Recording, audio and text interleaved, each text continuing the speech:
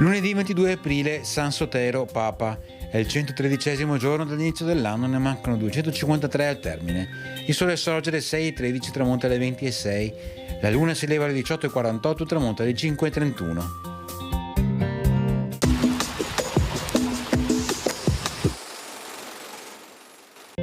La Repubblica Veneta entra a far parte della Lega promossa da Papa Alessandro VI contro il re di Napoli. Preludio alla Santa Alleanza, stretta nel 1495, si stabilisce che la Lega abbia durata di 25 anni, avendo come suo compito precipuo il mantenimento della pace in Italia.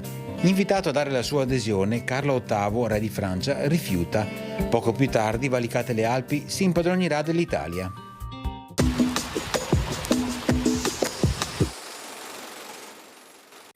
Le previsioni per domani: permangono condizioni di tempo instabile, a tratti perturbato, con fasi di precipitazioni sparse, intervallate da pause.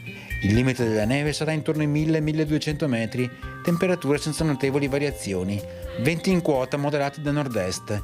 In pianura bora in rinforzo, specie sulla costa.